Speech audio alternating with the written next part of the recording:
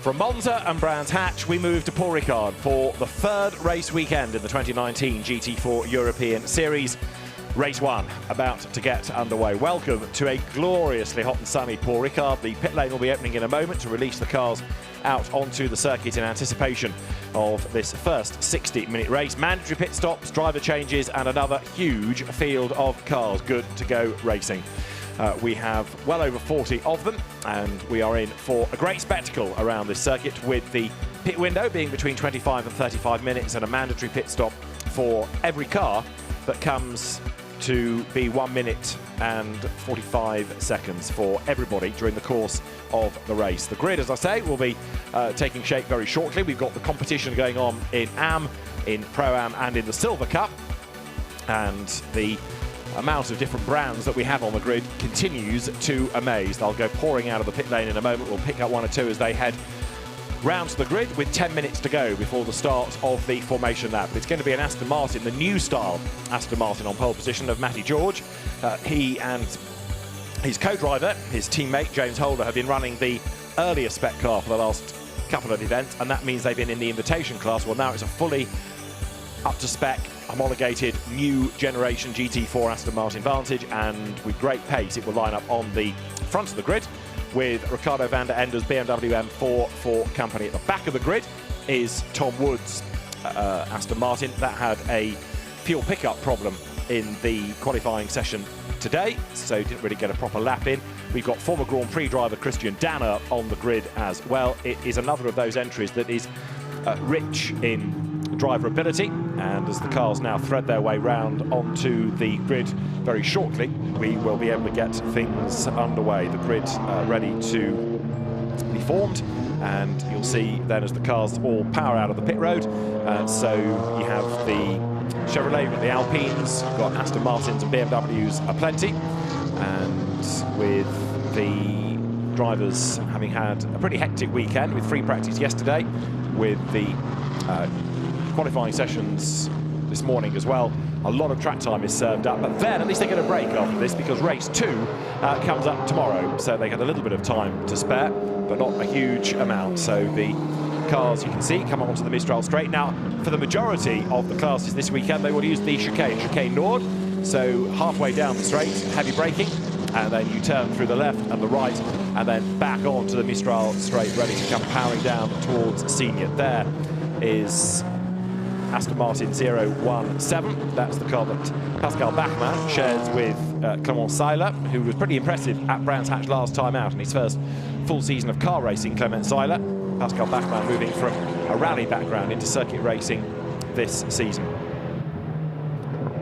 Going up through Senior, this formation lap yet to get underway. This is just the installation lap, everybody pouring out of the pit lane, and a last opportunity to get a little bit of track knowledge before we go racing. And as soon as the grid is formed, the countdown will be underway. Matt George, then the British driver, on pole position. Ricardo van der Ende, hugely successful single-seater driver before he switched to GT4 a few years ago, and he's not had a great deal of luck this year, but could well be one to watch over the course of this race. Then on the third rank of the grid, you've got one of the impressive newcomers this year, which is Alec Udell in another of the BMW M4s, and then lining up alongside him is Mads Siljehaug. So as the cars thread out there from the approach to Virage du Camp up towards Saint-Baume, you see the great variety with the KTM, Mercedes, and this fairly gentle installation lap now, bringing the cars round onto the Mistral straight and then up to the grid, ready for the countdown to get underway. As far as the championship is concerned, we've got the situation within Pro-Am, the Am and the Silver Cups. Within the Silver Cup, Dan Mackay and Benjamin Lessen are the leaders on 73 points. Jan Kissiel and Max Kobold second on 57, and Reinhard Koffler and Patrick Niederhauser third on 52. As far as the other categories are concerned, the AM class currently being led by Pascal Bachmann and Clement Seiler with 76 points. They're 10 ahead of Lisette Brahms, who's had different co-drivers across the first 2 events, and then third, Eric Mouet and David Loger with one of the increasingly popular Alpines. And then within the Pro-Am competition, you have Lucky Trefts and Marcus Pavarud 19 points up on Mario Sug and Gabriele Piana, with Alain Fete and Gregoire de Moustier currently third in the class. So that is how the championship looks as the cars thread up towards the grid now. And when they've slotted into place, we'll get the countdown underway. Matt George then the man for pole position.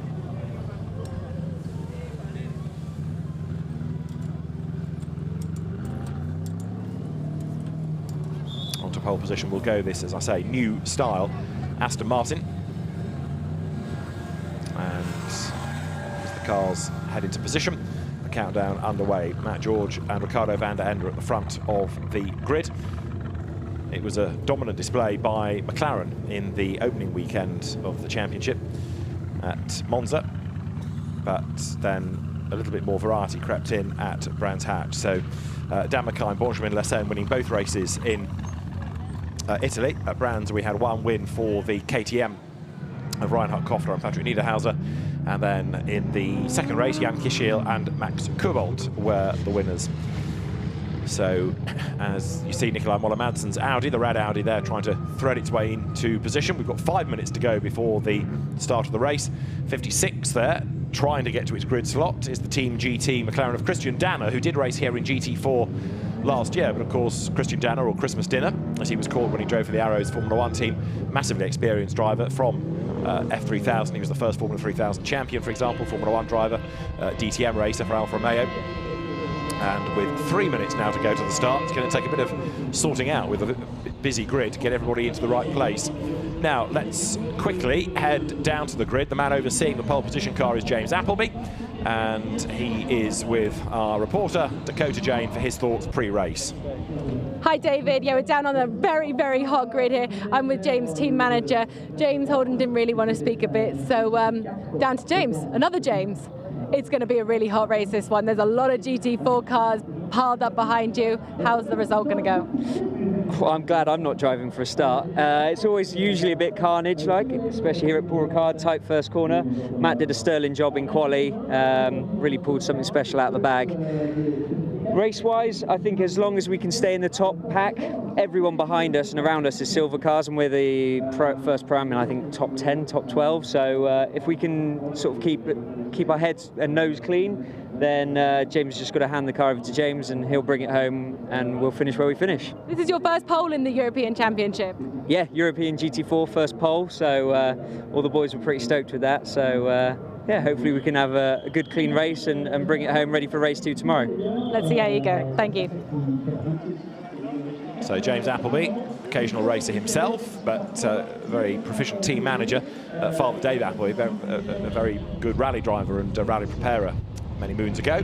So that's the car on pole position, and the point being made that it's a new style car, so we haven't really seen the best out of that squad hitherto this season. Matt George is going to start, James Holder, part of the original founding group of the Superdry clothing concern. He will do the second stint in that car, and very shortly we'll get things underway. We've got a slightly delayed start. We're back to 5 minutes before the start of the formation lap, largely I think because people just couldn't get through the melee on the grid, but the grid has now taken shape, and so it's not going to be long, I think, before we can get everybody released and get things underway. We'll have a walk down the grid in due course and just identify who is starting where.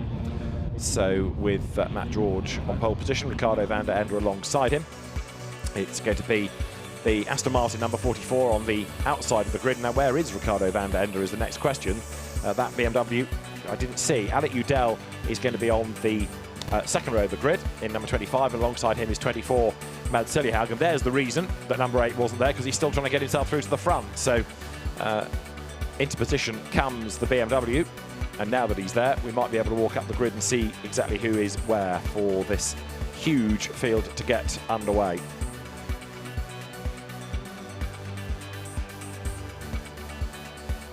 Alec Udell, the American driver, finding lots of new circuits to race at this year, but doing an excellent job. So he will go on the outside of the second row, Mads Siljehaug alongside him. Then we get to Florian Thomas, starting 5th, number 18, alongside him, Brands Hatch winner Patrick Niederhauser. The next row of the grid is the Ginetta, started by Lucas Ibanez, and then number 36, Alpine, is Pierre-Alexandre Jean alongside. Number 26 BMW is Koen Bogarts, and 62 Aston Martin is the very rapid but underrated Brit Matt Cowley. Dan Mackay, double Monza winner, starts number 14 McLaren alongside number 7 of Julien Darra. 69, the V8 Racing entered Chevrolet Camaro. It's Duncan Houseman. 22 is Nicholas Schurl's Porsche Cayman alongside. Then it's 718, another of the Caymans in its very distinctive gold colours, and Max Busnelli. Number 4, yellow Mercedes, Max Cobalt. Next on the grid, number 13, Marc Bosseng, former GT1 world champion. 48 is David Loger. Then number 111, Gabriele Piana, a long way back. He's got Jeremy Sahi for company in the Aston Martin. Number 1 next, the reigning champion, a long way back, Nikolai Moller-Madsen. 22 is the experienced, 22nd is the experienced Sohail Ayari. 23rd on the grid, Andy Merrick, the man behind the BRDC Superstars programme these days. 88 is Benjamin Lariche. Number 66 is started the repaired Mercedes by Ivan Lukasevich, and Gregoire de Mustier is alongside him, ahead of Ibrahim Okiai, and then Dominic Schrammel, number 777. Car number 2, a long way back, Marcus Pavarud's yellow Mercedes, and 55 is Michael Ben-Yahia. Number 31, next on the grid, is the Belgian journalist Stéphane Lemeray, with 77 lining up alongside the Maserati of Maciej Marcinovic. Then you've got number 30 of Jean Gloria. 71 is Max Tresoldi. Behind them comes Michael Blanchemont and Benjamin Mazatis. There is then Pascal Bachmann and Christian Danner. Behind them, number 99 is going to be started by Under Erdem, another of the KTMs. Number 11 for company is Gabi Ollier, and then the back row of the grid, 32 is started by Jean-Luc Behetz, and 61 is Tom Woods. Certainly a man to watch after his problems with this fuel pickup of yesterday in free practice, and then again in qualifying this morning. So he's hoping for much better fortunes here. That's the grid. We are just about ready to go then. 1 minute to the start of the formation lap. In a moment, the drivers will be released, ready to get this lap underway, and then we will go racing. 60 minutes, mandatory pit stops, and action as ever all the way.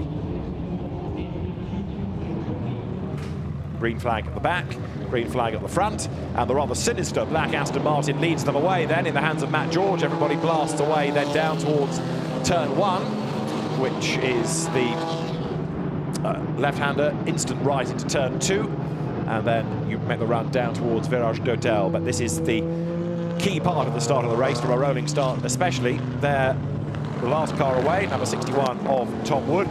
So everybody is away now, and this first race of the 2 set to get underway. It's going to be dramatic for sure. Such a big entry, and this is only the hors d'oeuvre for the fans trackside to what we've got later on with 6 hours of GT3 racing. Now, 88 limps away.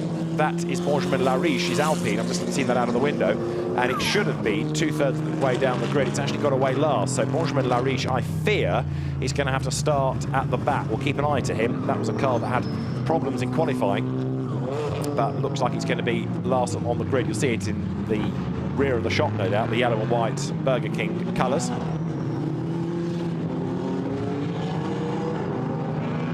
Everybody now turning from turn 3, Virage d'Hôtel, down towards the Virage du Camp at turn 5.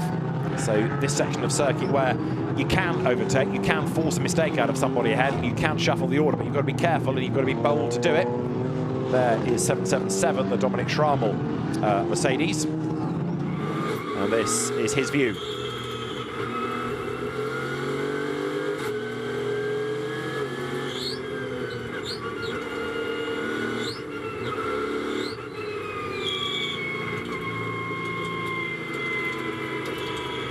Dominic Schrammel weaving around to get the warmth in the Pirelli tyres, and as he heads along the Mistral straight, halfway down it, there is that chicane put in for the purposes of GT4, so the drivers will brake hard, go through the left and right, and then left again, back onto the Mistral straight. There they are, doing exactly that. The Lumirank display on the windscreen is showing their position, not the car number, so it gives you an idea of where they are at the moment on the grid. But of course that all changes again when we go racing. Dominic Schrammel, they're hard at work here, trying to generate the warmth in the tyres and in the brakes, ready for the start of the race itself. Up towards the Chicane Nord he comes, and then through that left and right sequence, ready to go for it, racing. And there, not racing, is Benjamin Lariche, the Team Speed car. Doesn't matter whether it's going to be at the back of the grid or not, it ain't going to start now, seemingly. So Lariche is a non-starter unless something can happen to fire the car up again, but it rather looks as though that's going to be a non-starter. Benjamin Lariche then going nowhere. Lights out on the safety car, which will now, as the pace car, get everybody in the 2x2 formation, ready to come up towards the rolling start. There you see the variety, KTM, Ginetta, BMW, Alpine, McLaren, Aston Martin, all in a long, long line as the cars now come to the long right-hander at Toulon. So you come out of Signes, which is the fast right, into Toulon, and then that corner goes on and on and on. Then it is up towards Ben d'Or. It's Dominic Schrammell's view once more as he now turns slowly, slowly, slowly through Toulon, itching to get on with the job, but a long, long way back is the Dominic Schrammell Mercedes. So he's going to want to watch over the opening few laps of the race here as we are set to go. There's number 13 of Marc Bosseng, the car that he shares with Philippe Baker. So now the pace starts to quicken as the drivers get themselves ready for the start of the race, the rolling start then. So in a moment, Matt George, it is in the almost unliveried black Aston Martin on pole position, Ricardo van der Ende alongside him, but Matt George has the inside line for turn 1, 001, the Lumirac display showing that he is the fastest from qualifying, and he will slot then into place on the outside of the road on the rolling start. He's there already. They're in that Noah's Ark 2x2 formation. Up towards the timing line they will come, and very shortly we'll be underway. The lights on the gantry are on red. If the race director is happy, they will be changed. We can get the 5th race of the season in the GT4 European Series underway here at Paul Ricard. Then the drivers now make the run up towards the timing line. Many dive out of position already, but the race is on. Whether that's going to be an investigated start, we'll wait and find out. But it was a bit untidy in mid-pack, but van der Ende has got the jump in the BMW. Down towards turn 1 they go. There's a Cayman up the curb on the outside line. Are they all going to funnel safely through turns 1 and 2? The answer is yes, they are. And Ricardo van der Ende leads the pack then down towards turn 3 for the first time. Good start also has been made there, look, by the fleetest of the Alpines, because that Pierre-Alexandre Jean up for the 4th row of the grid, and he's what, 3rd, as they dive down through turn 3 for the first time. Alec Udell losing places off the line. Nicolai Moller-Madsen is up the curb. Lucas Ibanez in the Ginetta is up on the inside line, but as the cars then now turn through turn 3, forced out wide is that Dan Mackay, possibly being squeezed onto the curb on the inside line. The Mercedes there, well, they've all just about got away with that. It could have been a bit more touch and go, to be fair, but although the order is shuffled greatly, everybody has avoided contact, and up they come towards the chicane for the first time. Ricardo van der Ende leading the way then in number 8 BMW that he shares with Ewan Mackay, whose brother Dan is lower down the order in the McLaren. Further back, look, side by side, you see the 007 Aston Martin on the attack. Florian Thomas is also in a big hurry. Alec Udell gets it wrong, coming into the chicane and rides up the curb. Patrick Niederhauser and Mads Siljehaug go either side, and Niederhauser is the one that's delayed in all of that because he ends up going way wide on exit of the second part of the chicane. Look, though, now at the way that the BMW of the leader is getting away. Change for second place. Alec Udell goes through ahead of Matt George. So the pole position car falling back in the pack here as they go through Signes for the first time. A drama, because that's Patrick Niederhauser who's gone off the road, and he's not the only one. Many of them have run way, way wide. And so as the cars get back onto the circuit now, Lucas Ibanez in the Ginetta is another one badly delayed. And Matt George is back onto the tail of Alec Udell, but dramas straight away, and the start, not surprisingly, because it was untidy, is under investigation. A spin there. That could be a Bullet Racing Mercedes. Andy Merrick, I fear it might well be. 33, Andy Merrick facing the wrong way, brings out the yellow flags.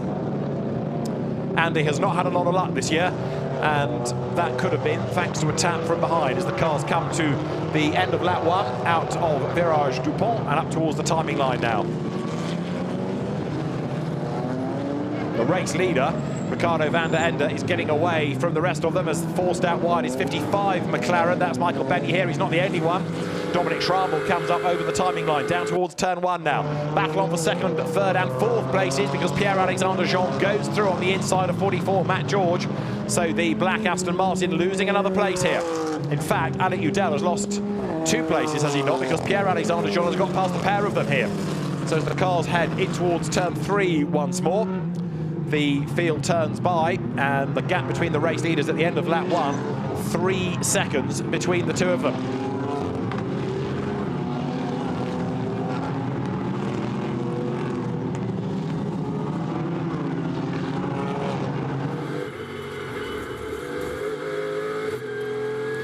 On board then with Dominic Schrammell, the cars blast their way out now of turn 5. This is the Mistral Straight, speed building all the time.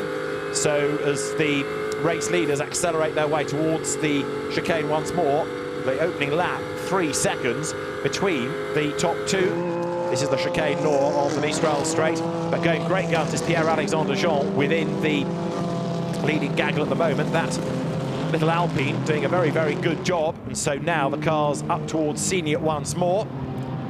So Pierre-Alexandre Jean trying to gain places. In fact, the BMW in the background is Koen Bogart, so it's still Van der Ende from Udell. Then third is Pierre-Alexandre Jean in fourth place.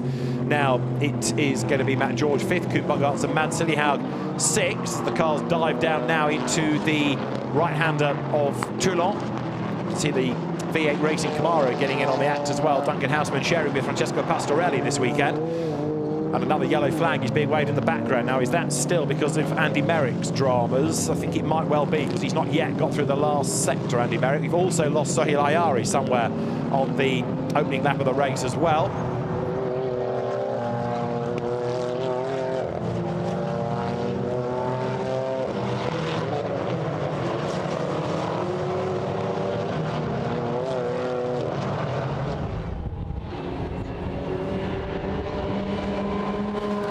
Leaders through, and the gap coming down then. Van der Ende to Udell, it's 2 seconds between the top two.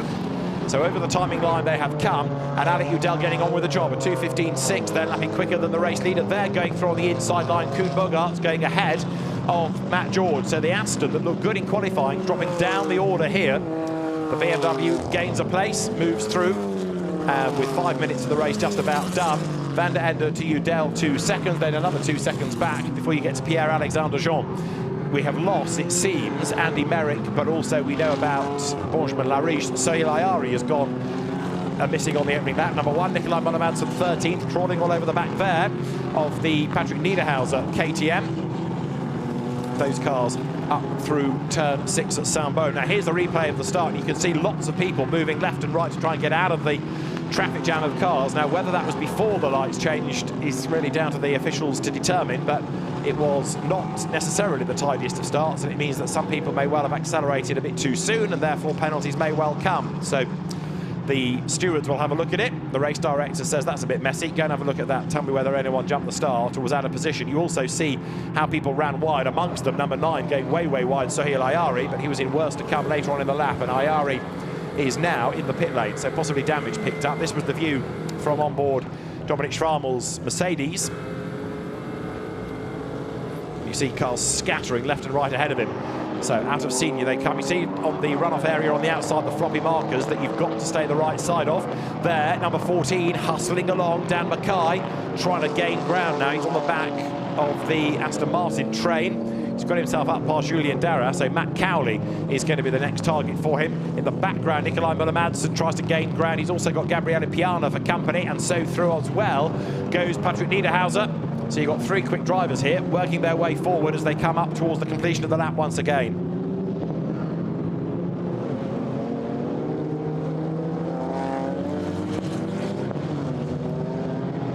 So Dan Mackay finding that this is not quite as McLaren friendly as Monza was, and more drama for the KTM squad, and that again is Niederhauser. So Patrick Niederhauser was in 12th place, and he's come to grief by the look of it at Virage du Lac. Now how did he get there? He was battling with Gabriele Piana, who was up the curb, and boom, into the side of the KTM he goes, turns Niederhauser around.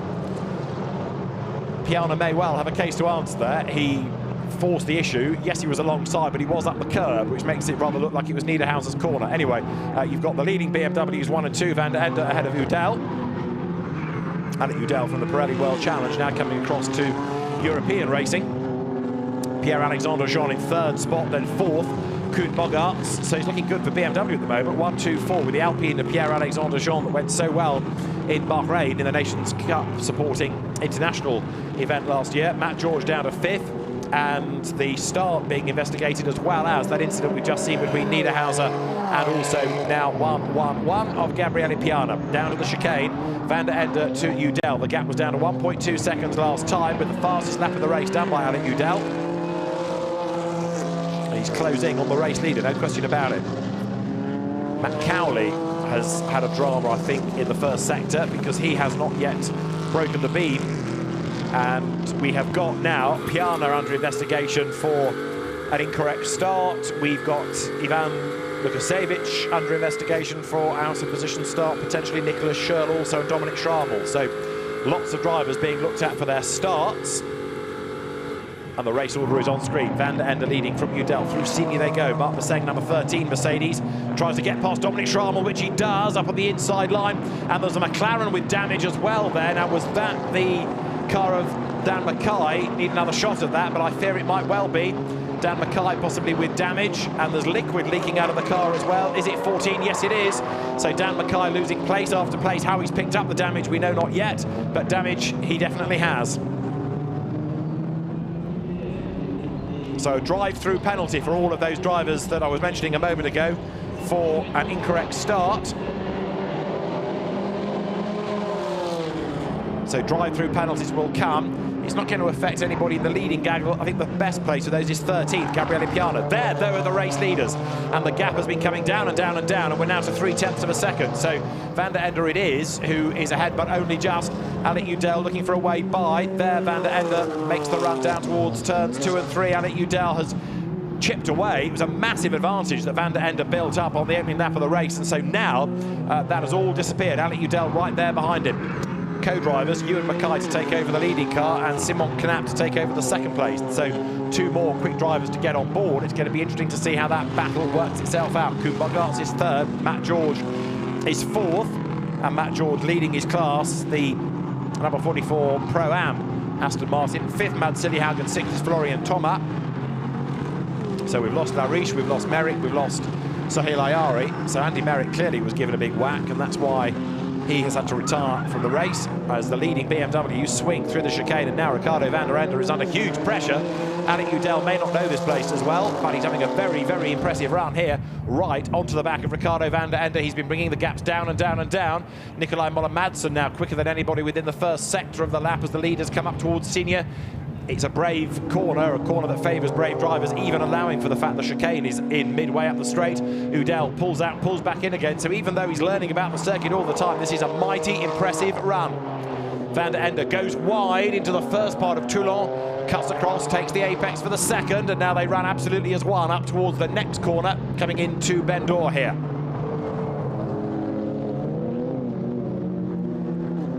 And there, with a punctured tyre and damage at the front, Dan Mackay in the pit lane for the Equipe Verschure team. You can see where the damage is on the left front corner, but who did he attack in order to get that? The plot thickens. As I say, we've also lost Matt Cowley into the pit lane. It could well have been that was the trigger.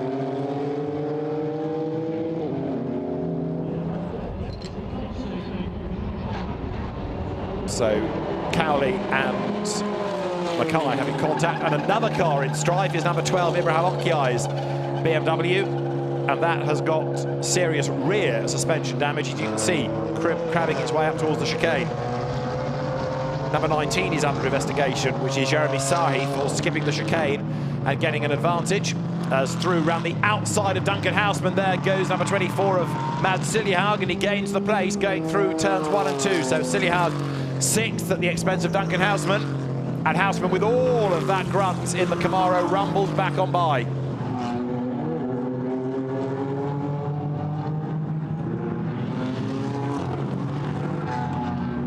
Cars turn out of turn 3. Nikolai Moller-Madsen running in 8th place, making good progress in the Audi, struggled in qualifying, traffic being part of it, and yet more woe for Bullet Racing. That is Ivan Lukasevich off the road. Side by side for the race lead. On the outside line, the black BMW is Alec Udell. It's the Equus run car that hangs on to the lead. There, Ricardo van der Ende is sideways. Just gets it gathered up again to go for the apex for the mid part of the chicane. Van der Ende leads the way. Then now back onto the Mistral straight. Alec Udell right there behind him, looking for a way by. But for the moment, at any rate, he cannot do so. He's applying the pressure to Van der Ende. Fascinating to see the way that the lead gap that he had built up has disappeared, but he's managing to withstand the pressure. The second of the Bullet Racing Mercedes we'd just seen, Ivan Lukasevich's car, was an engine failure, a huge cloud of smoke. That, remember, rebuilt that car after its sizable Brands Hatch accident. So it was crashed at Monza, crashed at Brands, engine failure here. Very, very miserable season for that team. So we've got the leaders together. And Alec Udell crawling all over the back of car number 8 of Ricardo van der Ende. Up now towards Virage du Lac they come. We've had almost the first 15 minutes of the hour, and these two running as one. Alec Udell right there on the back of the leading car as they come into Virage du Pont, up towards the timing line now.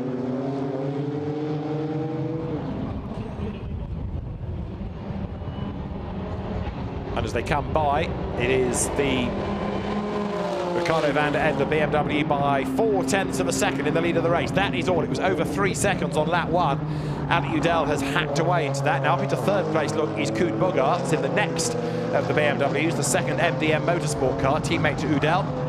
And a drive-through penalty for number 19 for Jeremy Sari in the Pro Speed car. Now the team is saying we gave the position back, but he's being given a drive-through for cutting the chicane and gaining a place. There it is on the screen, but that's an argument that's going to rumble on. Down towards turn 1. Number 19, Aston Martin, there it is, the car we're talking about, squabbling with Gregoire de Boustier's Alpine that goes out wide. Jeremy Sari just getting on with the job as best he can here, pushing. And right there behind them is 61. That's Tom Wood up from the back of the grid to 14th place. Great drive this by Tom Wood, graduate of Ginetta Junior Racing, and he's crawling all over the back of the Alpine. Two race leaders as well. Here they come now up towards the chicane. Still Van der Ende hanging on to the place. Alec Udell trying to find a way past him as the cars sprint back to the Mistral straight. We're on lap number 7, and that's Mads Siljehaug's KTM in the pit lane.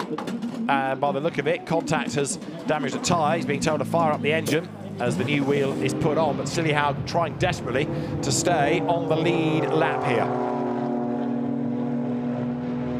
There's the leading battle as the cars turn through towards us. So Ricardo van der Ende leading the way, but only just. Alec Udell right up behind him.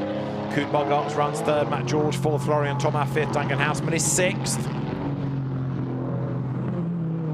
There the cars accelerate up through the Bendor left-hander on towards the Virage du Lac and the approach to the pit lane, but they don't need to worry about that yet, not for another 10 minutes or so before we get to the pit window opening. In a number of cases, if you've got your quicker driver in first, of course, you'll want him to stay out for as long as possible. If you've got your slower driver in first, then the situation changes a little bit. You'll want to get him into the pit lane and change to the faster driver as soon as you possibly can. So, another lap in the book, and the two BMWs go through. 7 laps are now done, and the margin was 0.4. It's now half a second between the top two drivers.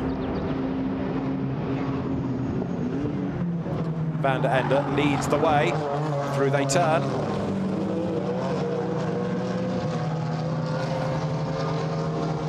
Third place, Koen Bogaerts, 7.5 seconds back, not really being able to make progress against them here. And the rest of the cars diving down towards turn 1. Who else might be gaining places? Gregoire de Bustier, Tom Wood are up the order. Jeremy Sahi down, although he's yet to, of course, also to serve his drive-through penalty. We've got David Loger, also Christian Danner making progress. And there, 15, Lucas Ibanez with a very spectacular 718 behind him, Max Busnelli in the gold-wrapped Cayman GT4, the 718 iteration of the Cayman, the very latest, hence the race number on the side of the car. The Ginetta G55 just up the road ahead. Ginetta's for many, many years the mainstay of GT4, certainly in Britain. But now we have just the one example here in this European race as Ricardo van der Ende hangs on to the race lead still, coming into the chicane.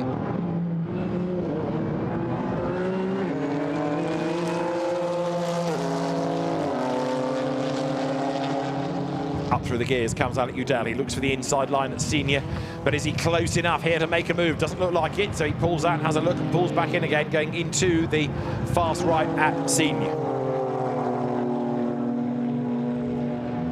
Van der Ende versus Udell. This battle's going to go on to the pit stops. It might carry on after as well when you have Ewan Mackay hoping to emulate his brother's success by winning in the championship this year versus Simon Knapp. But Knapp, the more experienced of the two, they're going through. You've got the next Mercedes battle where Dominic Schrammel is looking to gain ground. And is that an Aston Martin into problems? Let's see. There's one car you see pulling to one side, slowly making its way up towards Senior. Is that possibly number 19 from the Pro Speed squad? Yes, it is. So that is Jeremy Sari, who has got a problem. And is that a tyre that's going down, which is why he's off the road and trying not to get in everybody's way. Either way, Jeremy Sari is in strife, no question about it. Leaders come over the timing line. Number 14, incidentally, Dan Mackay out of the race. We saw them changing a tyre, but the damage is sufficient to render them a retirement, I'm afraid, as the leaders go through. 0.6 of a second between the top two, and then look at this monster gap between them and everybody else pouring over the line now. Koen Bogaerts just ahead of Matt George, then Florian Thomas and Duncan Houseman in 6th place. Through they come. There's Houseman, massively experienced driver, hugely successful in GT4 as well as in the gear race at Macau, the touring car race there over the years. He's got number 1, Nikolai Muller-Madsen, behind him. Now, Muller-Madsen has made very good progress here. He was mid-grid, but has now worked himself up into 7th spot, and more progress can be made before he gives way to Cedric Freiberghaus for the second stint. The Danish driver here, out of the Virage du Camp, up towards Saint-Baume. Through that right-hander, kick left at turn 7, and then onto the Mistral straight. Race leaders together up to the chicane. So Ricardo van der Ende from the inside of the front of the grid, Alec Udell from the outside of the second row, right there with him, looking to see whether he can influence this now, make a move, or whether he's going to have to rely on his teammate, Simon Canap, to do the hard work in the second stint. Let's see how it pans out as the cars again make the run up towards Senior.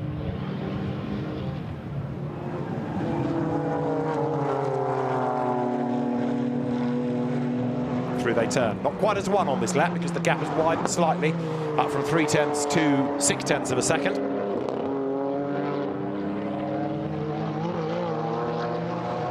In third place, Koen Bogarts. Fourth, Matt George. Fifth is Florian Thomas from Duncan Houseman, from Nikolai Muller-Madsen, Julian Darrat, Max Kobold, Mark Bosseng rounding out the top 10.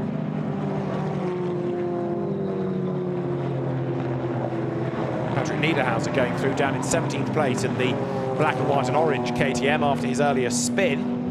So Niederhauser still pushing on and trying to gain places. The rest of this enormous field still streaming through Senior, including there the Maserati, which we've not seen much of this year in the European Championship, but we have had in the regional series in the past. This is Marcinovic, the pole, in the Maserati Gran Turismo MC GT4 I'm talking about. You see 27 going through the IMSA performance run car. That's the IMSA Audi of Michael Blanchemin. Normally you associate IMSA with Porsches, but as the Maserati goes through ahead of it, this time it's an Audi.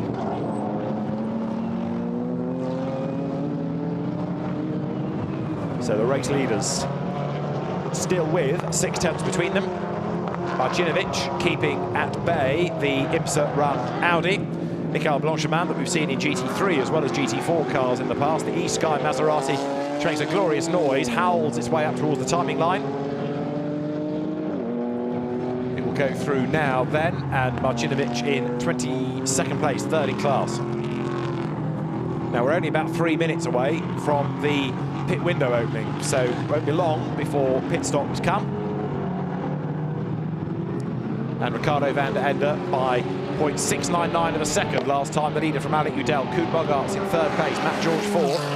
Florian Thomas is in 5th place. Now there is Matt George going after Koen Bogarts. Despite doing a good job in qualifying, Matt's not really been able to live with the BMWs, but they are still, these two, him and James Holder, leading in Pro-Am, having had a pretty torrid start to the season with last year's, therefore less rapid, Aston Martin. Now they've got the very latest car and a class lead ahead of Mark Bosseng and Philip Baker's Mercedes in the background is a very good result. Now whether or not James Holder's going to be able to maintain that pace, we'll have to wait and see, but Matt George giving him a good start, certainly by getting it on the front row of the grid and also now hanging on to a class lead as Alec Udell goes through. This is the man in second place. Turns his way out of Bendor up towards Virage du Lac now, still chasing after Ricardo van der Ende. The race leader then will get 1, maybe 2 more laps out before the pit window opens, but for him I suspect he will stay out pretty much until the midpoint, maybe even later, given that he's got all this experience and all this pace relative to Ewan Mackay. Number 19, Aston Martin, has been withdrawn. We saw it slow out on track. That car has retired and is out of the race.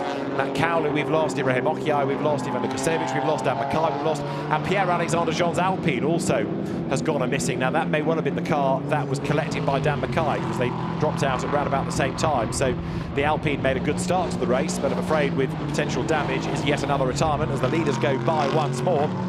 And van der Ende and Udell, that gap has now rather stabilised at the 0.6 of a second mark. Good little fight going on here between Michael Ben-Yahir in the McLaren and Gregoire de Boustier's Alpine that tries to get up the inside line there. Ben-Yahir tries to fend him off and just about does so.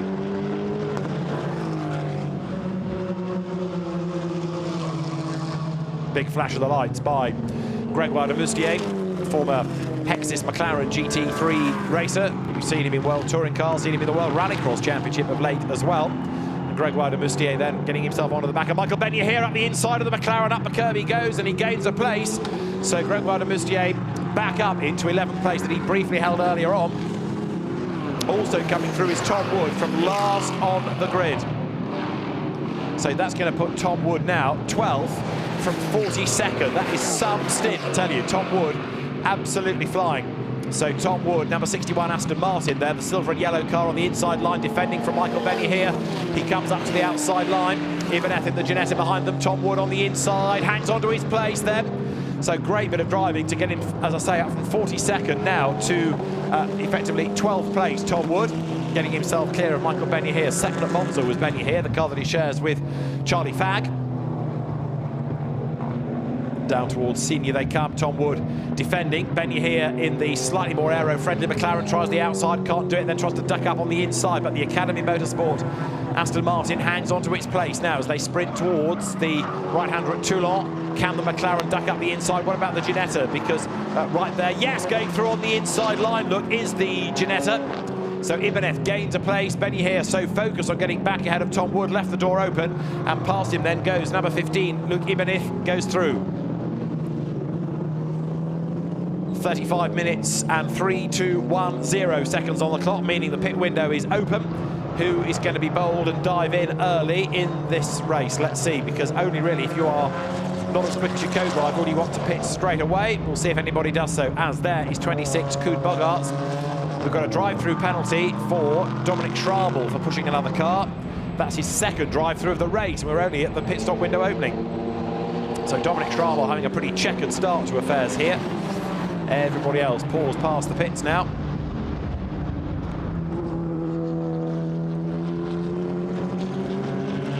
Now there is 718, the hugely experienced Max Busnelli. As into the pit lane comes Schrabel. This should be his drive-through. He knows what to do because he's already served one drive-through penalty. Down the pit road he comes then. Stays in the fast lane of the pit road. We'll go past the team, and here are the race leaders still busy squabbling as they come once again up now through the Chicane Nord. Blasting on down towards Senior, and Ricardo van der Ende, you've got to hand it to him, has done a very good job of withstanding all of the pressure in this race, because even though Udell has been crawling all over the back of him, he's not put a wheel wrong.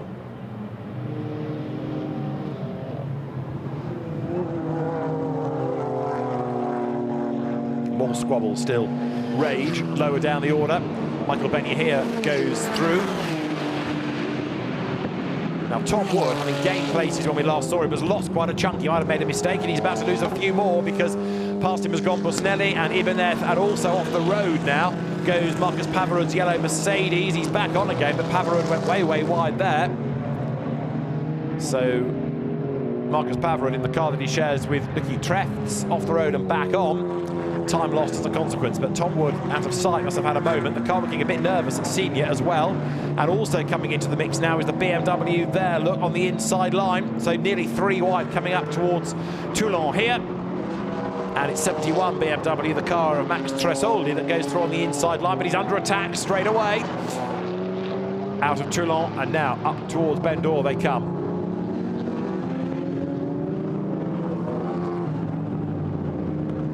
48 Alpine of David Loger. Into the pits comes Alec Udell. Also Max Kobolt is in. David Loger is in. Maciej Markinovic is in. Christian Danner is in. Michael Blanchemont is in. Gabi Ulvi is in. And Pascal Bachmann is in. So quite a lot of the regulation pit stops being served. So Alec Udell gives way to Simon Knapp. Good move, because Simon Knapp's experienced and quick. So we need to monitor his pace relative to van der Ende, bearing in mind that Knapp will now go to the end, and van der Ende will have to make a pit stop.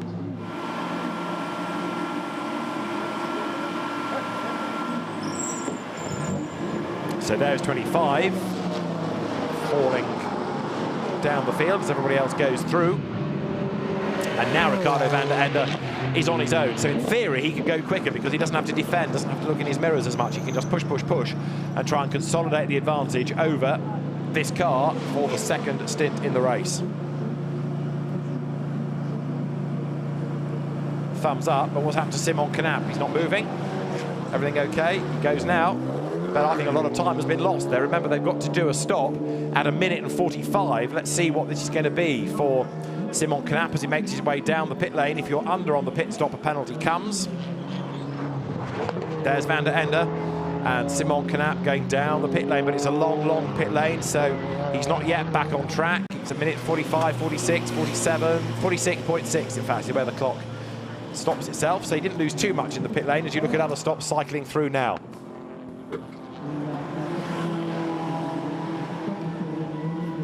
.777 back in. Now it is going to be Jan Reinig taking over from Dominic Schrammel. That's the race leading car though, number 8 BMW. Ricardo van der Ende still pushing, still building the race lead.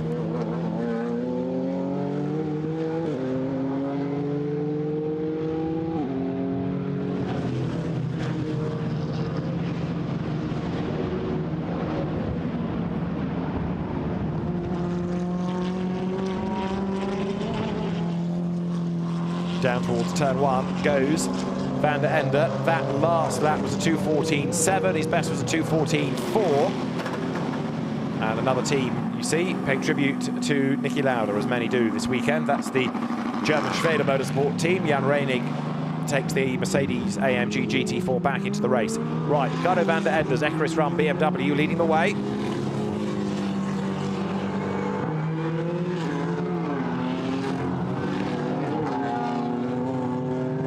Comes now out of Saint-Baume up towards the Mistral Straight once again out of turn 7. Ahead of him is Patrick Niederhauser, so Niederhauser's car in danger of going a lap down.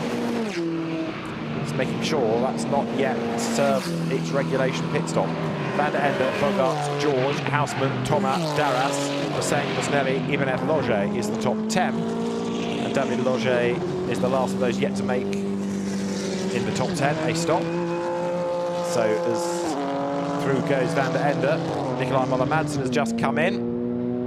Gregoire de Moustier is in also.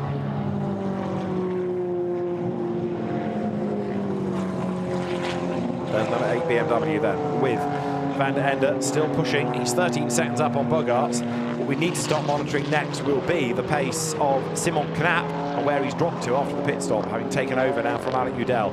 21st the car was shown at. It's not yet come across the timing line. It does so now in 22nd place.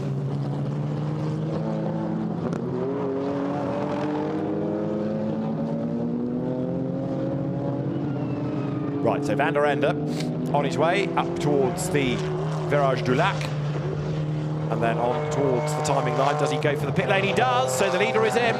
So he had in hand 2 minutes and 4 seconds over Simon Knapp. That should be enough to maintain the advantage and then some.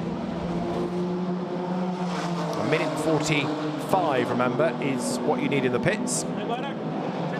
In also comes Koen Bogarts, and he will give way now in a very well-placed BMW to Mark van der Aert. There he is, Mark van der Aert stands by. Further up the pit lane, Van der Ende gives way to Ewan Mackay. So there is the other car that could influence the outcome of the race, namely Simon Knapp's BMW, the same type of car but a rival team, Equus, which has really stamped its mark on running BMWs, and Simon Knapp, an experienced driver of them. In the MDM Motorsport car here, Ricardo van der Ende has bailed from number 8. In has got now Ewan Mackay.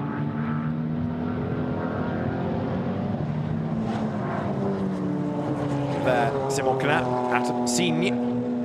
And van der Ende, work done, walked away. Now let's see how much they gain on the pit stop over Simon Knapp's car. That did 1:46.6.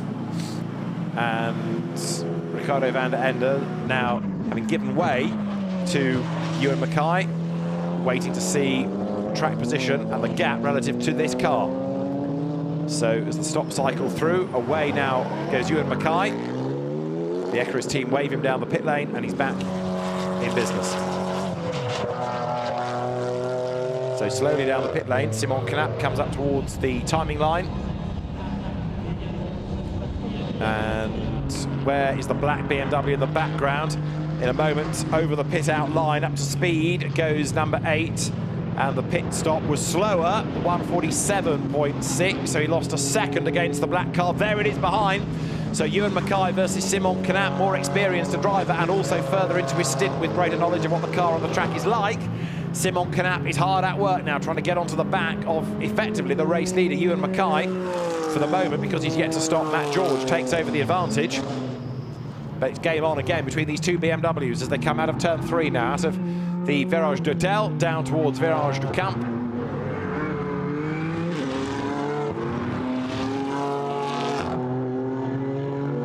And the BMWs that make this great distinctive engine note, they look more like touring cars, you could argue, in their shape, but they make a very good GT4 car. So McLaren victorious in both Monza races, KTM and Mercedes victorious at Brands Hatch. Is this going to be the first BMW victory of the season? That's onto the Mistral straight. It's still Equus versus MDM. And now Ewan Mackay trying to get himself into a rhythm and try and build that gap over the opposition here. Now that, back into the pit lane, number 1 Audi, Cedric Freiberghaus, with a problem. Got to say, Cedric Freiberghaus into the pit, so all is not well there. And there's no urgency about the pit stop either. So the Phoenix Racing squad has a look at the rear of the car.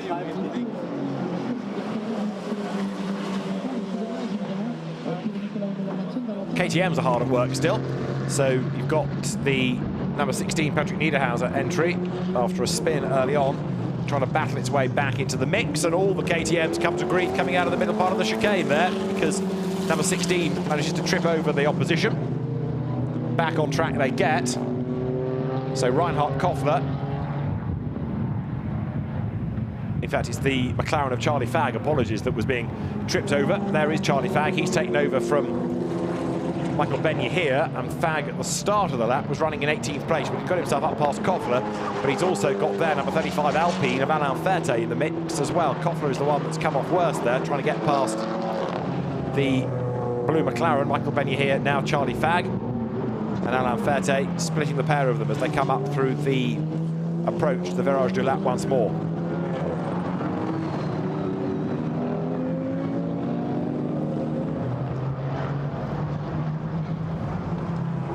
So there is Reinhard Koffler. What can he do to fight back? He's down in 17th place at the moment, and he goes up the inside and he goes 16th at the expense of Alain Ferté. So place gained as the cars come up towards the timing line. So making a little bit of progress back again is Koffler, but of course all that started with his mistake over at the chicane.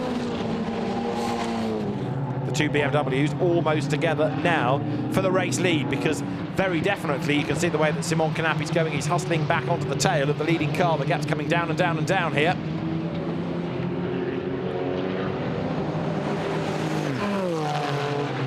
Through the traffic. On track at the moment, Philippe Baker is leading the way because he's just taken over from Marc Bosseng. The Aston Martin there of Academy Motorsport forced out of the way. That was the back marker having to scarper as the leaders come towards senior, and now much pressure being applied to Ewan Mackay as the cars head up towards the right-hander to the inside line. Now goes Simon Knapp. Is he going to be able to find a way through? Let's see. Can't do it there. Now he tries to line up maybe for a move on the inside going down towards Toulon. The Equus team looks on. Ricardo van der Ende concerned. Simon Knapp right on the limit, almost off the road. Yep, gets onto the runoff area, and the gap widens as a consequence with 23 minutes to go in this BMW battle. Still Ewan Mackay hanging on to the advantage then, but now Simon Knapp trying every which way.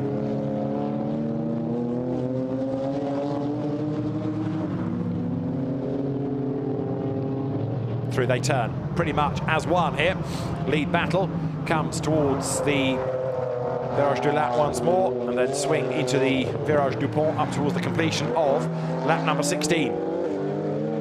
Leaders go through, and the margin that we had pre-pit stops was down at one point to 3/10 and then hovered around the 6/10 mark. Now, as they come by pretty much together, the gap is 3/10 of a second once again. And it's close, says Ricardo van der Ende. There's nothing he can do about it. He's done his job, and now it's his ever-improving co-driver Ewan Mackay that's got to do the hard yards here. Mackay from Scottish Club Racing through Carrera Cup GB into British GT, and now down in the European Series he comes to turns 3, 4 and 5.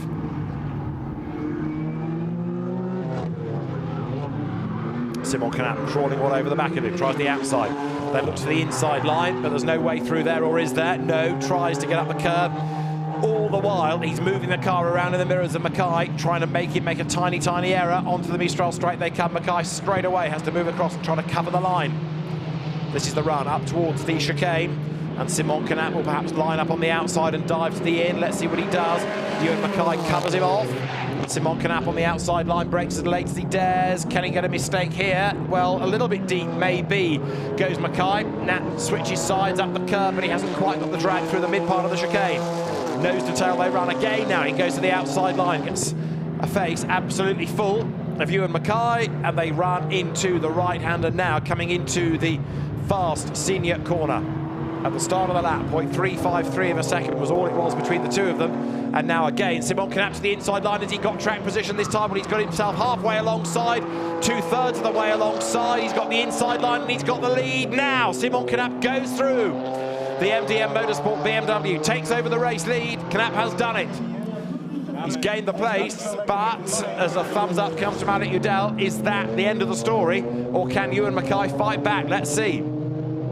Third, a long way back, is Mark van der Aar in the second of the MDM BMWs, in other words, another of the black BMW M4s. But Ewan Mackay, certainly frustrated at having lost the race lead, will give it everything he possibly can now to get back onto terms with the leader.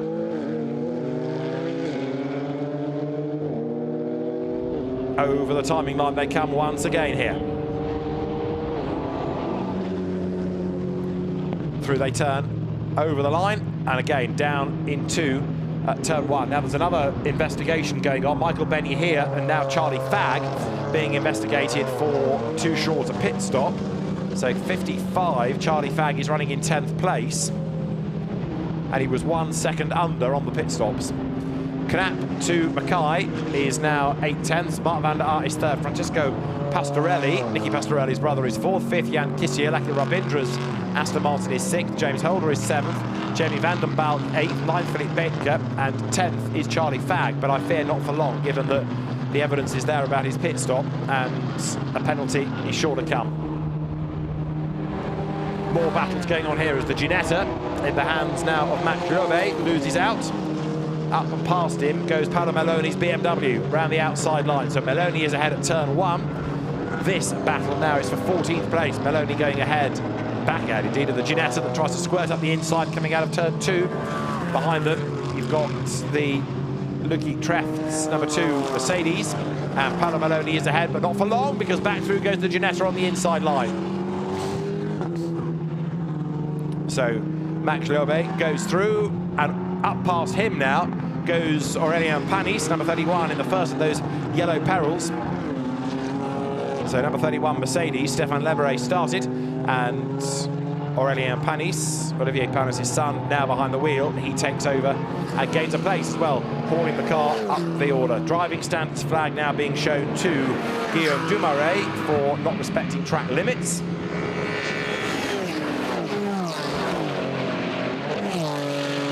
So it's all happening as ever here, with places changing, with pit stop penalties coming. And Simon Canap getting away now from Ewan Mackay. Now I'm just looking to see if anybody might be able to get up onto terms with Ewan. Mark van der Aar is not lapping as quickly behind him. Francesco Pastorelli in fourth. No, the quickest man out there definitely is Simon Canap. So for the race lead, he's pulling clear. There through is number 2, Lucky Trefts, currently 6th in class. That's one of the cars that runs within Pro-Am, where still Matt George and James Holder lead the class. Big twitch there by Trefts as he turns through. That's the car taken over from Pavarud. James Holder, number 44, up towards the timing line. He's just lost a place to Jamie van den Balk there, you'll see. So change for 7th and 8th places, but Holder is hanging on to his Pro-Am lead, but only just, because Philippe Baker's Mercedes is not that far behind in the background. Holder has another look to try to get back himself ahead of van den Balk, 007. Number 44, Aston Martin, there it is, goes through, hanging on to a class lead, 8th overall. 17 minutes of the race to go. And a 1 second stop-go penalty comes to Charlie Fagg for being, as feared, short on the pit stop. So Charlie Fagg has to make a pit stop to make up what he didn't serve in the regulation pit stop. So the officials monitor all this very, very closely. You can't get away with anything. So the 1 second stop-go penalty will come, and Simon Knapp in the meantime is getting away in the race lead now, 1.7 seconds to the good. This will be the first BMW win of the season, second time we've had a BMW up on the podium, because Simon Knapp and Alec Udell the third at Monza in the first race. A 3-second stop-go penalty to Gabi Ulli and Lisette Brahms for being short on the pit stop as well. Number 4 goes out of senior. That's now Jan Kisiel, Brands Hatch winner, and the Mercedes rather struggling here in comparison because it's down in 5th place, 22 seconds away from the race leader. Way up the curb there comes Mark van der Aar. Behind him, look, Francesco Pastorelli, and then Jan Kisiel. So 3rd, 4th, 5th, running as one. Good little fight going on here for another 16 minutes, give or take.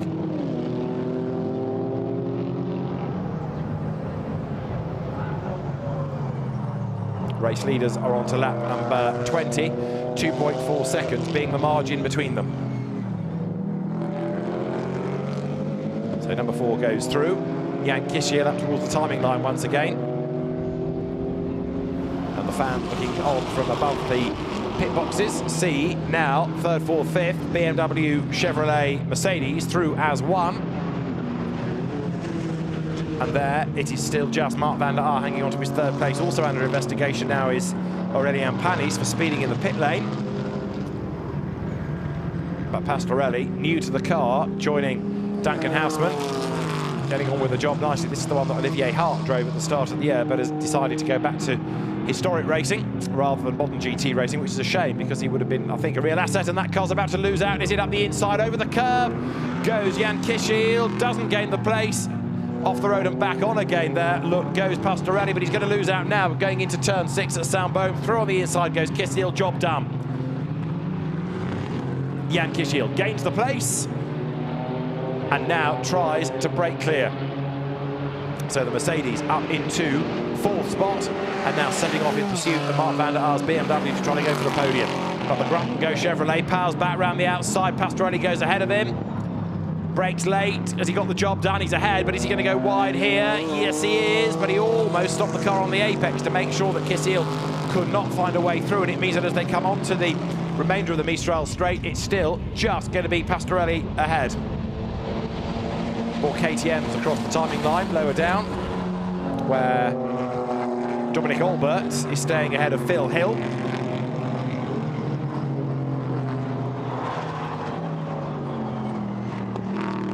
So Pastorelli and Kisiel, 4th and 5th through together. Here's the replay of what happened to Jan Kisiel then down at turn 5. Made the launch on the inside, up the curb. Forced Pastorelli a little bit wide and perhaps backed out of that quite wisely, thinking, well, if I make the move, I'm going to get censured for it. But Pastorelli then ran wide at Saint-Baume, had to lift, and that gave Kisiel the place anyhow.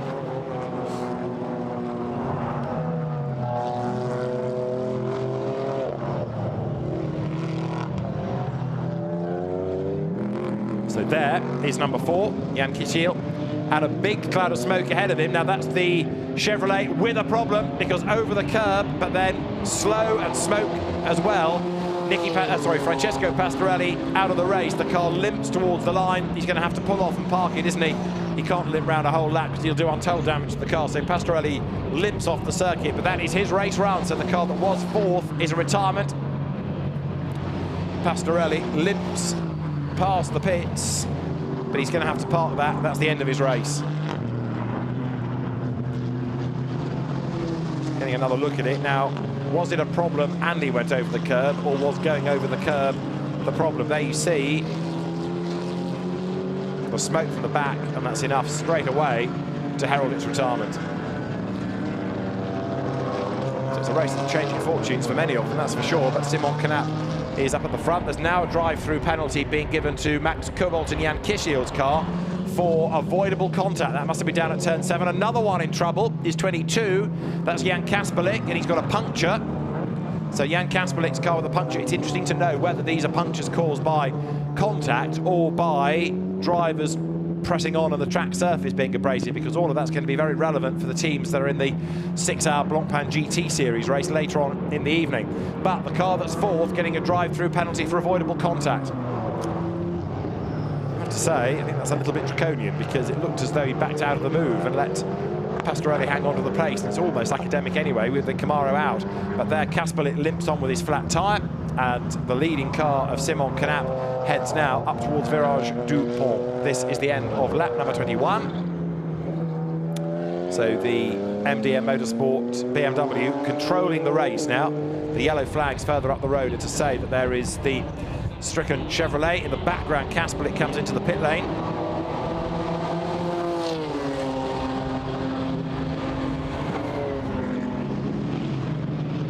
So through they turn, another lap in the book, 21 are done, and 3 seconds the margin.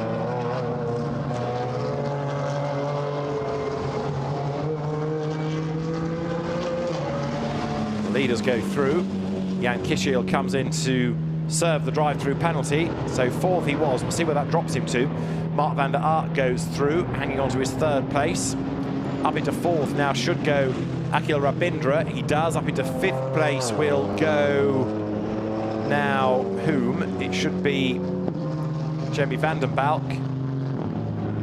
And then James Holder, with also Reinhard Koffler in the mix, and Koffler goes ahead of Holder, yes, in the KTM. So van den Balk 6th, Koffler 7th, Holder 8th, 9th and 10th here, Philippe Baker and Alain Ferté. The massively experienced French driver goes through on the inside line and goes 9th. So Alain Ferté through on the inside line heading into turn 1. The Alpine through and now starts to try to break clear.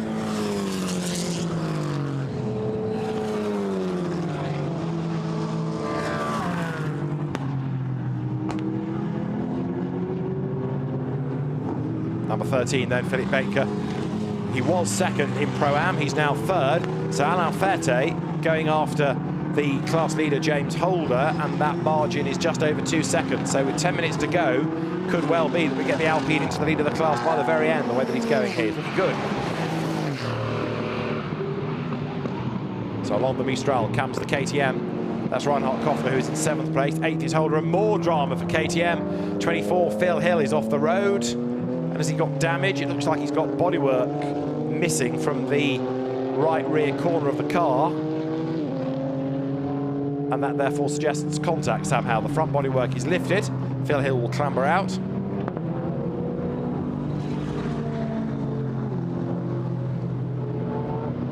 But with 9 minutes to go, another retirement. Yellow flag out trackside. All of this is in the last sector, so it's coming from the Toulon Ben d'Or section, I think, as you look at the Michael Benya here.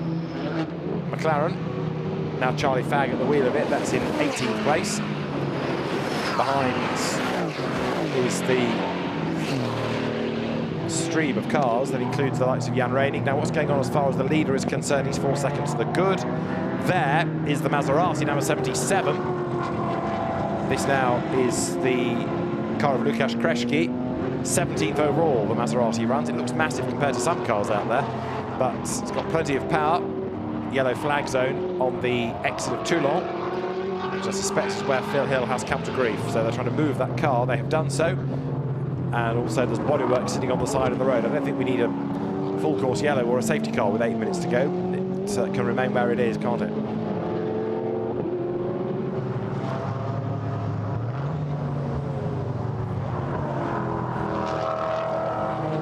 '77 goes through then. So the Maserati, first time we've seen it in the championship this year, looking strong. That magic noise as it comes charging out of the Virage du Pont, being chased hard by Charlie Fagg in 18th place. Charlie, second in the first race at Monza, goes by. But with that penalty for being short on the pit stop, it's cost them dear. Now there's another investigation going on between 24 Phil Hill and number 99 of Dominic Olbert. And more drama, and that is James Holder by the look of it, spinning away his class lead. So James Holder in the black Aston Martin losing it at Saint-Baume, and as a consequence throwing himself off the perch of being class leader in Pro-Am. So a very costly mistake made by the British driver. Into the chicane there goes 718. So this now in the hands, this car, of Ivan Jakoma. The Italian driver goes on to the approach to Senior in that gold Porsche 718. In 10th place he was at the start of this lap, and behind the yellow perils have got themselves together. Kittil versus Panis. Philippe Baker losing out as through on the inside line goes Max Loewe in the Ginetta. Now into Toulon they turn. Yellow flag still waved because of Phil Hill's car further up the road, going nowhere and trying to be retrieved.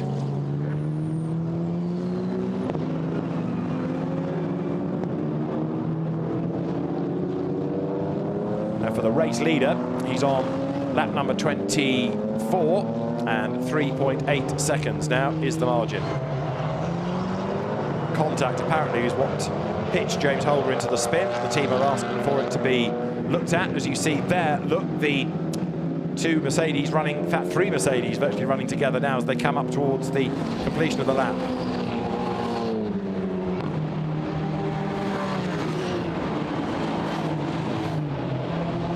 Side by side, Kittil and Panis on the inside line is Aurélien Panis. Is he going to be able to go through there and gain the place? Panis in number 31 on the outside over the curve. On the inside goes Kittil, and he just hangs on to that place.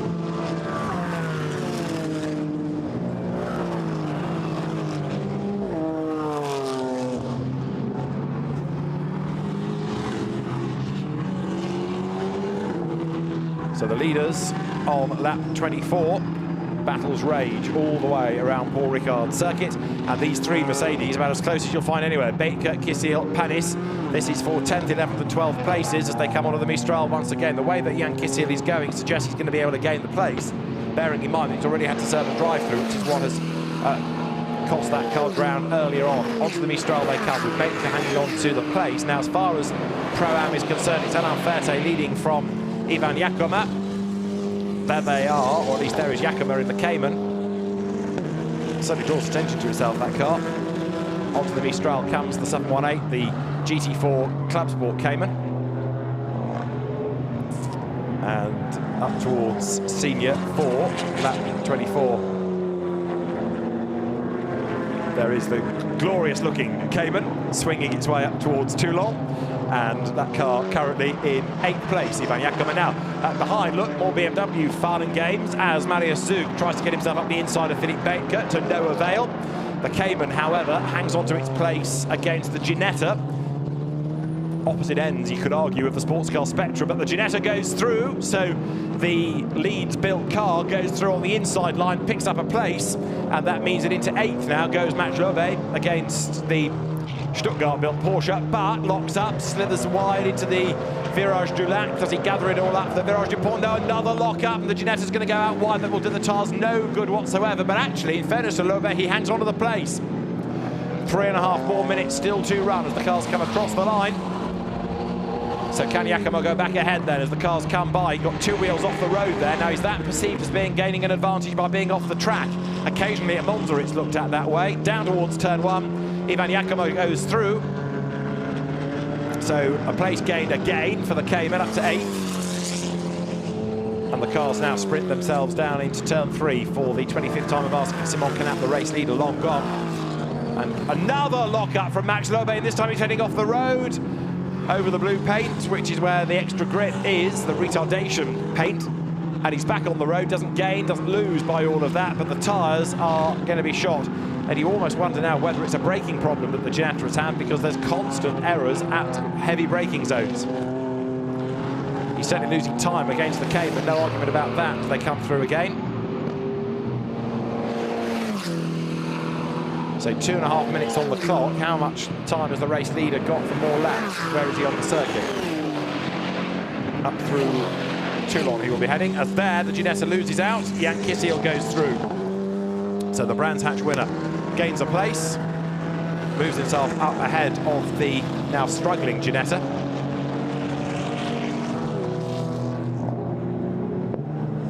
Through goes Alain Ferté in the Alpine, 7th overall, now leading in the Pro-Am competition. Opposition in Pro-Am is from the 718 Cayman of Ivan Jakoma, so that car is hustling on behind.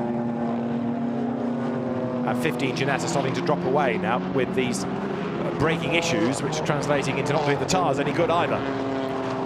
So up front, Simon Canap leading Ewan Mackay by 4 seconds. That's the margin between them. And 31 there you can see is the Aurélien Panis Mercedes, which is about to make a move against the Ginetta. Now the race leader will be through again. And Simon Canap 4 seconds to the good. We've got 1 minute and 20 seconds in the race. It's a 2:15, so I think he's going to be on his last lap, depending on where he is in relation really to the clock, because we're looking at the cars here for the bottom end of the top 10 coming over the line. We need to see where Canap is in relation to the clock, relation to the flag as well. So there is second place BMW of Ewan Mackay. So can Simon Canap squeeze one more lap out of this, or is he going to lift a little bit on the last of this lap? It's declared as the final lap, so he will take the checkered flag this time.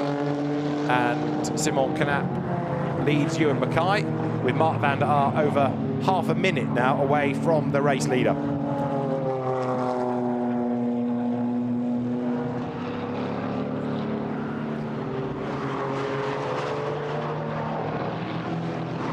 So a great job done here by Simon Canap. Comes through, race leader from in second spot, Ewan Mackay.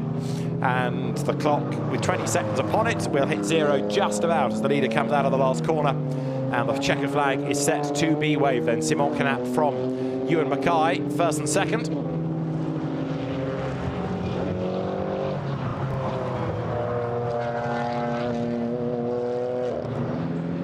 So 25 up towards the flag. Simon Canap and Alec Udell set to win this 5th race in the GT4 European Series. It's a win for BMW. The flag is waved for MDM Motorsports for Alec Udell. Simon Canap brings the car home victorious. And the margin that he has over Ewan Mackay and Ricardo van der Ende is 3.4 seconds. That's the margin between the top two. Third should go the way of Mark van der Aar ahead of Akil Rabindra. And then Jamie van der Belt set for 5th place, but still they come pouring through.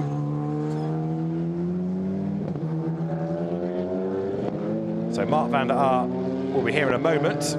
Quite a long way back, in fairness.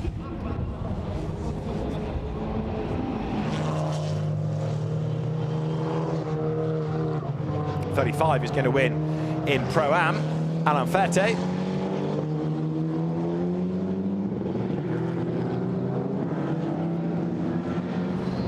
And so, as Mark van der Aar takes 3rd, Akil Rabindra 4th, Jamie van der Belt 5th, Reinhard Koffler 6th after the car's early spin, Alain Ferte 7th, just ahead of Ivan Jakama. So Alpine defeats Porsche in Pro-Am, 9th Jan Kishiel, 10th Aurélien Panis, and then in the Am Cup, it's going to be the Maserati to score the win, because here is Lukas Kreschke bringing the car home. Kreschke set for class honours. And so it's good not only that the car is on the grid, but that their efforts in this first race of their championship, it's going to herald a class win. Up towards the timing line, the car now comes, and Lukas Kreschke and Maciej Marcinovic score victory in the Am Cup at the end of our first GT4 European Series race of the weekend.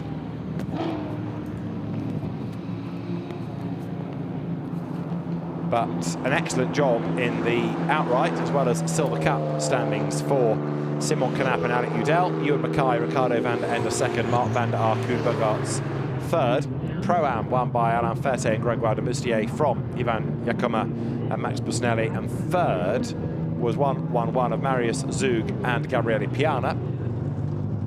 And then in the AMs, it was 77 of Lukas Kreschke and Maciej Marcinovic, from 56, Christian Danner and Bernhard Laber, and then 3rd was Clement Seiler and Pascal Bachmann.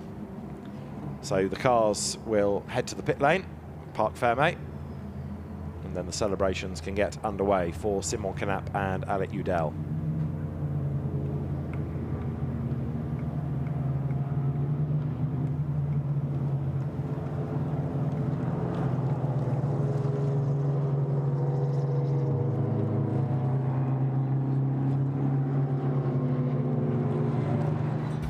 So Simon Canap and Alec Udell take their first win of the season in the BMW M4, the Ekaris Run car, 2nd of Ewan Mackay and Ricardo van der Ende. And then for third place, Mark van der Aar and Koen Bogaerts. Taking fourth, Akhil Rabindra, along with Florian Thomas. Fifth, the street art racing car of Julien Darin and Jamie van der Balk. And then in sixth, Reinhard Koffler and Patrick Niederhauser, recovering from an early spin. Seventh, Alain Ferté and Grégoire de Mustier to win in Pro-Am from Ivan Iacoma and Max Busnelli. Jan Kischiel and Max Kobold, ninth. And then Aurélien Panis and Stéphane Lemeray, 10th, ahead of Luc Ibanez and Max Lobe's Ginetta. 12th, Marius Zug and Gabriele Piana's BMW. Another of those M4s next, Paolo Meloni and Max Trassoldi, ahead of Philippe Baker's Mercedes, shared with Marc Basseng, and then it's Lucky Treps and Marcus Pavarud down in 15th place. 16th, after a spin, after contact, James Holder and Matt George, ahead of Michael Ben-Yahir and Charlie Fagg. Lukas Kreschke and Mateusz Marcinovic, 18th, and winning the AM Cup from Bernhard Laber and Christian Danner, with Pascal Bachmann and Clement Seiler 20th overall, third in the class. And have a look further down, because Nicky Leutweiler's Porsche 23rd, Eric Mouet and David Loger pitted early, 25th. Two drive-throughs for Dominic Schrammel and Jan Reinig, so that's a car, that Mercedes a long way down. But then you get to those that were really in the wars, and a lot of them didn't finish. Only 27 got to the end, so we lost the Fiona James, Tom Wood, Aston Martin that was going so well. We lost Phil Hill, we lost Nikolai Müller-Madsen's Audi, David Griesner, we lost Matt Cowley, Abraham Okiai, a whole wave of cars that sadly had problems, some even before the race started. Benjamin Lariche pulling off on that formation lap, remember.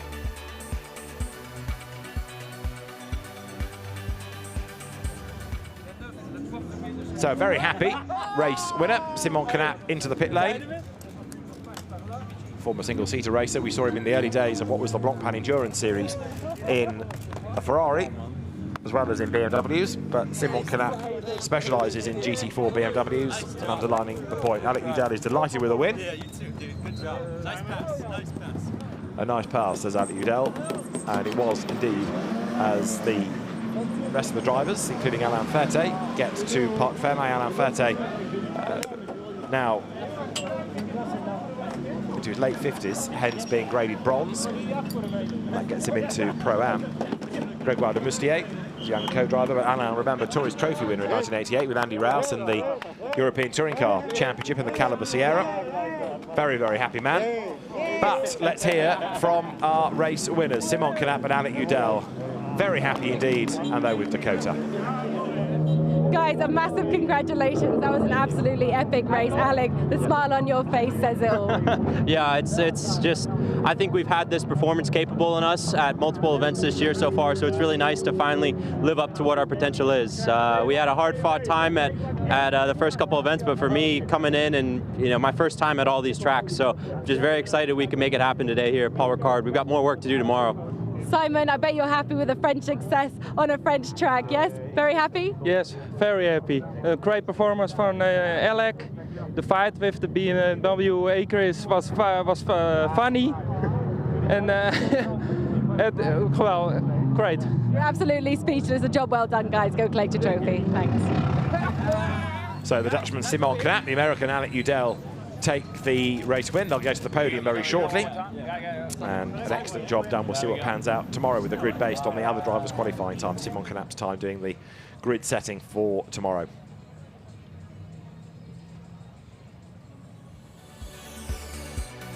So a look back at the highlights of the first GT4 European Series race, with one or two drivers being done for an untidy start, others then running wide and gaining an advantage by straight lining the chicane, others then going wide at senior, including the Ginetta, including also the KTM of Patrick Niederhauser, and then mayhem broke out coming towards the end of the lap. Andy Merritt being turned sideways and that car not rejoining. Then Niederhauser himself was harpooned by Marius Zug, as Dominic Schrammel tried to battle his way into the mix as well, but ended up being given a drive-through penalty for going off the circuit, and then another drive-through was to follow later in the race. For the lead, though, it was Ricardo van der Ende versus Alec Udell in the early stages. Ricardo van der Ende had an advantage of 3 seconds at the end of lap 1. That was soon eroded. He was then able to defend that, never get away, but on the second part of the race, he lost the advantage. More battles raged on track, with Charlie Fagg losing track position.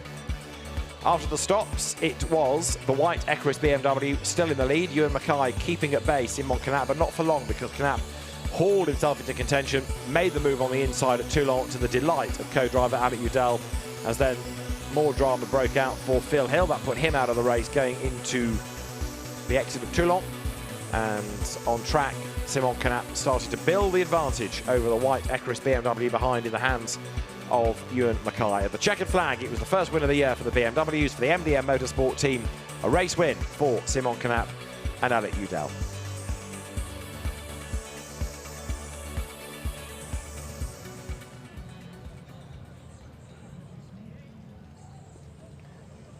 So the drivers will shortly make their way up to the podium, and then they do it all again tomorrow. For the drivers, very, very challenging conditions, not in terms of the rain, but in terms of the heat that they have to cope with, because locked inside closed cars, especially on a busy circuit like this where you're working for the majority of the time, it is quite hard work, but a good job done by Simon Canap. But fascinating to see so many retirements. We know that a fast circuit like this can be punishing on cars, but a few with damage as well. But mechanical woes are a bigger concern. So looking up from the pit lane, the podium is being made ready. And very shortly the drivers will be there, ready for the celebrations at the end of this first of the two GT4 European Series races of the weekend. There are the drivers. And for MDM, a 1-3, Simon Canap and Alec Udell the winners. Mark van der Aar and Koen Bogaerts taking third place. They're the Maserati drivers, Lukas Kreschke and Maciej Marcinovic.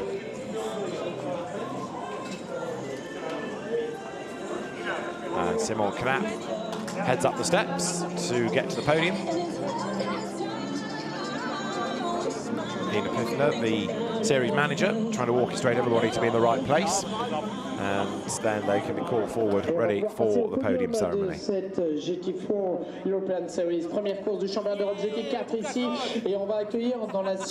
everybody ready, and with an AM, a Pro-Am and the Silver Cup, which is the same as overall podiums to undertake, it's going to be the top three within the Silver Cup, first of all. So Mark van der Aar and Koen Bogaerts take third place. For second place, having led the bulk of the race early on, Ricardo van der Ende and Ewan Mackay. The Equus BMW drivers step forward. And then a maiden victory of the season for the American driver Alec Udell and the Dutchman Simon Canap.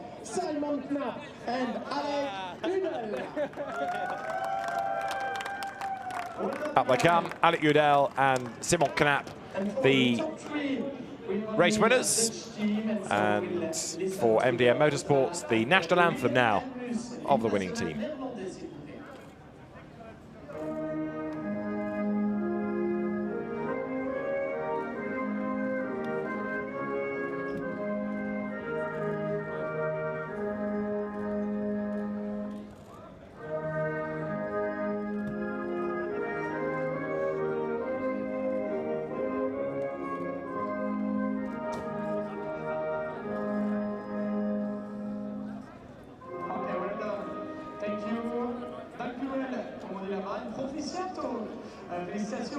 So the drivers on the podium. Now the trophies can be presented for our overall and Silver Cup drivers. Nina Pfiffner once more steps forward and hands over the third place trophies then to Koen Bogaerts and Mark van der Aar. Then for second place, Ricardo van der Ende and Ewan Mackay, his best finish of the season. Ricardo gets multiple kisses. Ewan Mackay is a little less forthcoming. And then for the race winners, Alec Udell, and with him, Simon Canap. So good for the Dutch, with Dutch representation across all three driver combinations on the podium. Everyone together for photographs. Alec Udell and Simon Canap win race one in the GT4 European Series here at Paul Ricard.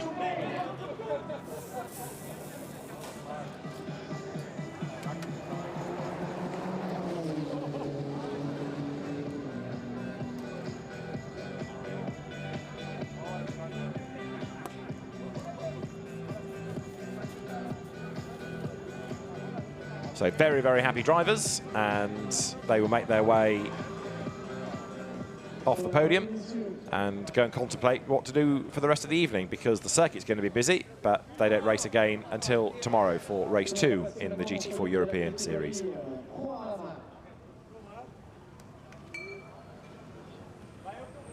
Next podium will be for the category of pros. Sitting one full driver and one arm driver. We are ready. Third place, troisième position.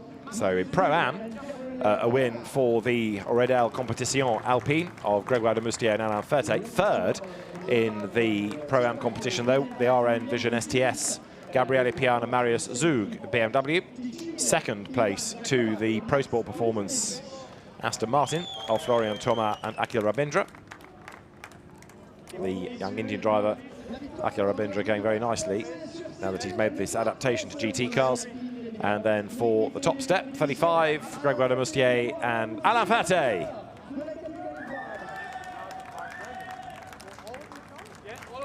Alain Ferté is enthusiastic as ever he was, still loving his racing. And more to the point, perhaps, enjoying being competitive.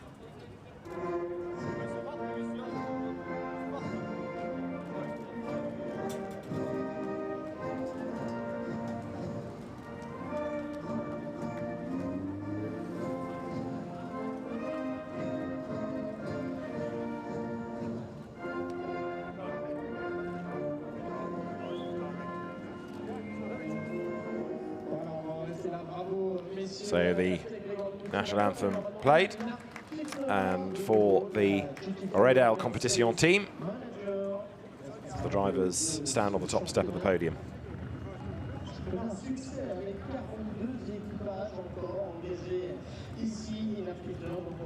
Trophies are presented.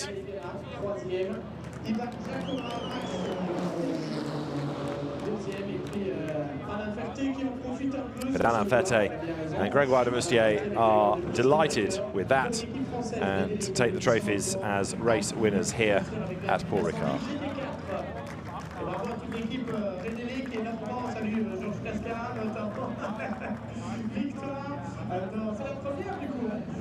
So the champagne is being threatened. One or two drivers leg it from the podium, and that leaves us with the AM class to look at, where Maciej Marcinovic and Łukasz Kreszki poles are the class winners.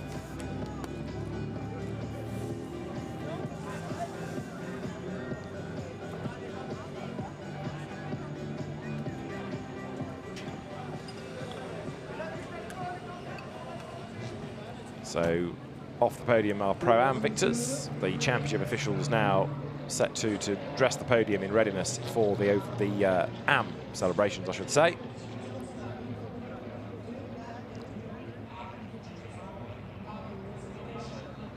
Third in the AMs, Pascal Bachmann and Clément Zeiler.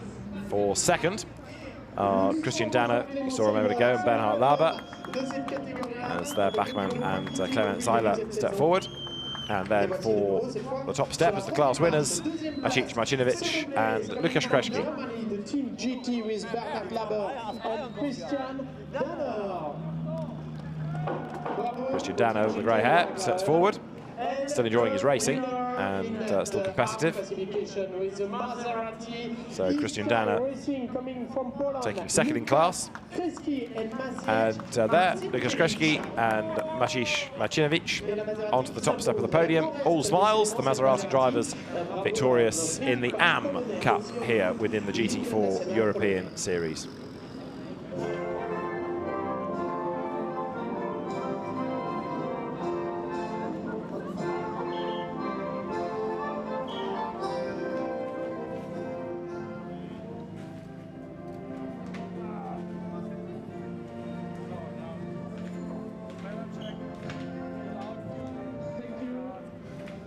So race 2 coming up tomorrow, which we look forward to. But for now, from the GT4 European Series and David Addison, it's goodbye.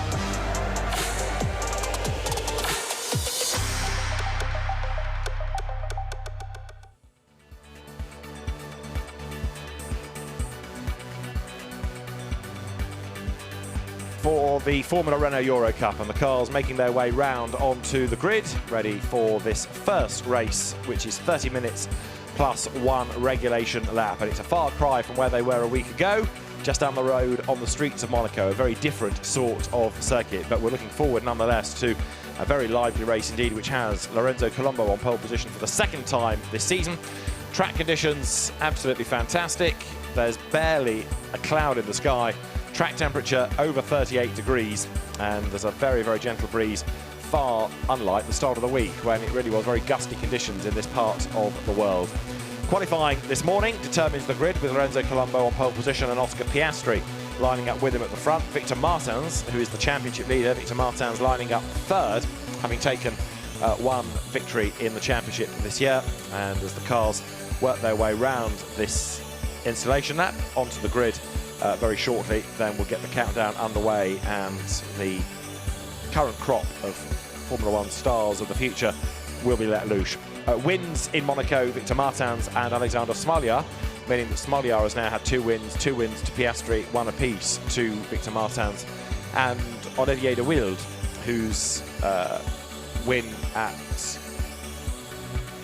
Monza at the very start of the season is now somewhat of a distant memory, because although Olivier de Wilde did a good job there, he crashed out of the second race and didn't really have the pace at Silverstone and didn't really threaten at Monza either. So from being the championship leader after 1 race, he's now dropped out of the top 6. So de Wilde needs to fight back if he can here this weekend, but he starts from the 3rd row of the grid. It's a 1-by-1 staggered grid, with pole position being on the outside of it.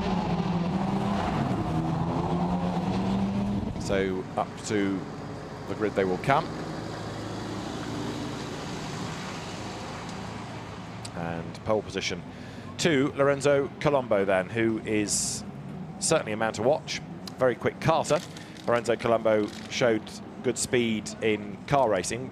1 year of National Formula 4 in Italy. He was 3rd, part of the Renault Sport Racing's rookie test at the end of 2017, and then came into Formula Renault Euro Cup last year when he was 6th in the championship. So Lorenzo Colombo, who was on pole at Monza but then had a spin at the first corner, eager to make amends, because despite good pace, he's not really had the results to go with it yet. Colombo is 6th in the championship. The circuit is not quite the full circuit, in as much as there is the chicane put in on the Mistral straight, just for safety reasons really, because otherwise these cars will be arriving at ludicrously rapid speeds at Signes. And just to err on the side of caution, race director elects to put in that chicane. Up to the grid they come then.